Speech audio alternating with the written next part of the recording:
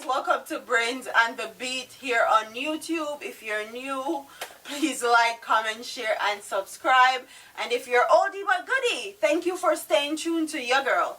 So in today's video, if you've been following my channel intently and following my channel for the last few days, you would know that multiple children in St. Anne have come up missing.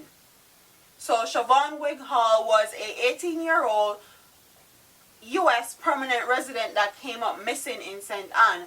Also, Raven Wilson was reported missing, but she was then found in a garbage bag in St. Anne. So this is an ongoing thing in St. Anne, that people are coming up missing, and these children, when they are found, most of the time are allegedly sexually assaulted, raped, mutilated, all the worst things that you can think of happening to these children or these people, because some of them are not children anymore, some of them are teenagers, can happen to them. So this article says a 21-year-old of corporate area man who attempted to flee to a 21-year-old corporate area man who attempted to flee a St. Anne community after being accused of sexually assaulting a female child there a week ago was allegedly stabbed and beaten to death by an angry mob on Sunday. The man's body was found by police near Old Fort Bay, close to St. Anne's, end of the Edward Seaga Highway in St. Anne. Information is that the mother of the child confronted Harrison about the reported sexual assault, but the allegation was denied. Harrison then reportedly decided to leave the community, but on Saturday at about 3:20 p.m. he was set up and beaten and stabbed multiple times by an angry mob after being pointed out near M0B Bay, St. Anne. The police were alerted and on responding found Harrison's lifeless body, which was taken to the hospital where he was pronounced dead.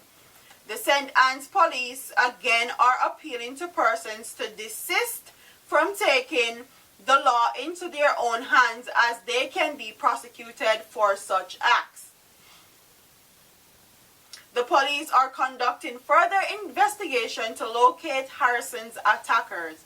The death came hours after the gruesome discovery of the body of 14-year-old Raven Wilson, a student of Ocho Rios High School who was reported missing since Friday. The body was found in a garbage bag with wounds on the head in the bushes close to her home.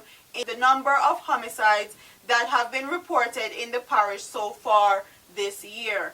So people were speculating about Raven and say that Raven must have left her house and went to go look for somebody, and they snatched her up off the road and kidnapped her. Well, the report is saying that she was found close, very close to her home in a garbage bag. So more than likely she actually didn't even leave her home, or was in the close area around her house and somebody snatched her up, raped her. More than likely, it hasn't been reported yet if she was raped or not, but I'm going to put it out there that she was more than likely raped and killed.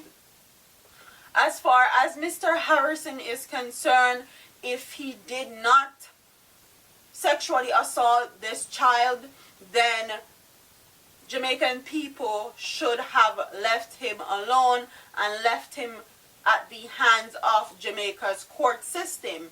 But with the way Jamaica court system is these days, people like Harrison, if they don't have enough evidence, or if 9 out of 10 times they are actually let go and let free.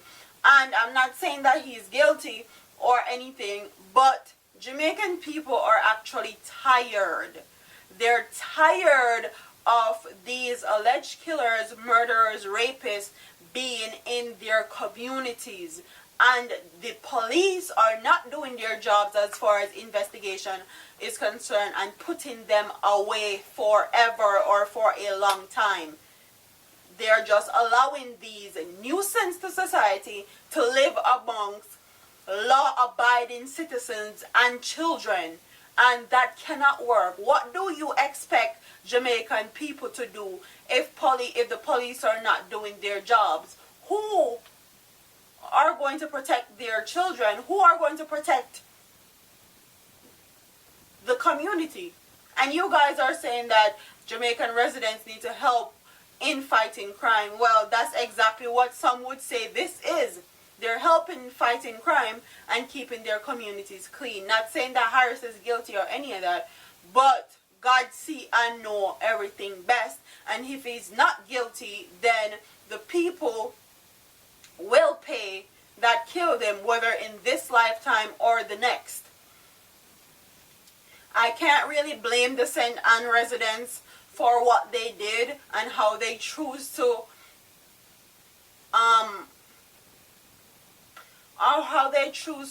handle this situation.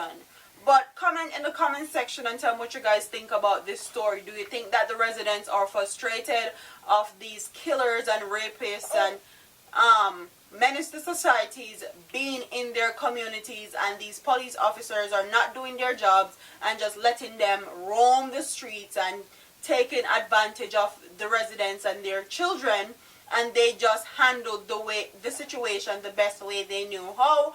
Or do you think that they should have left it to the police to do their jobs if he was actually accused of sexually assaulting a child? Or do you think that the body of 14-year-old Raven Willis was the factor, the aggravating factor, the overwhelming factor as to why they did what they did?